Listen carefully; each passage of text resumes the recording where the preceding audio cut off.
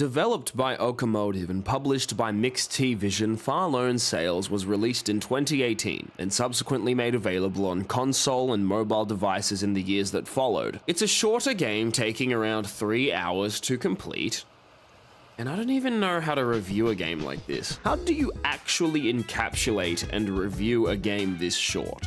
Like, I'm honestly at a loss here. For context, the sort of games I play are these big fuck-off gargantuan titles that take hundreds and hundreds of hours to hack, grind, and churn your way through. So for a game like Far Lone Sales to tell such a rich and ambitious story in a marginal fraction of the time it would take most games to do so, and without any dialogue, that's pretty impressive.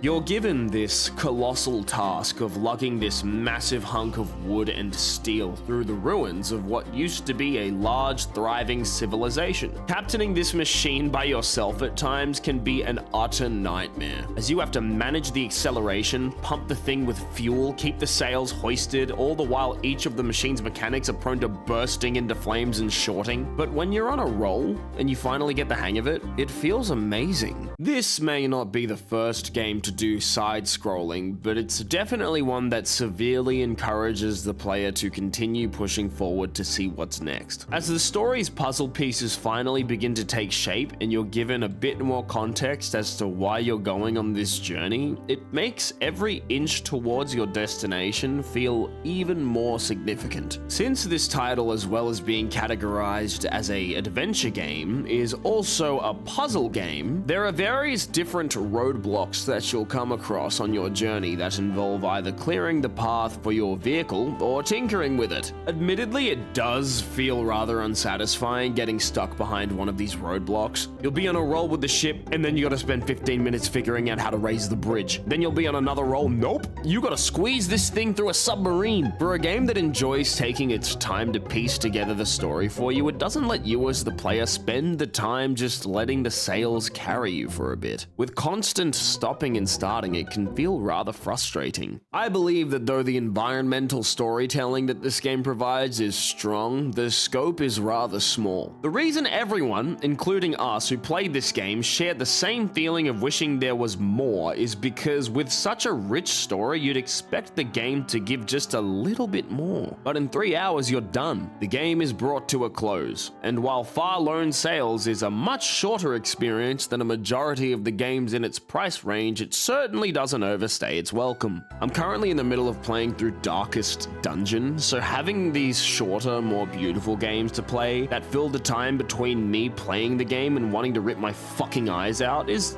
really nice. If you're in that little bubble where you want to play games again but don't know where to start, this game will slowly ease you back into the swing of things.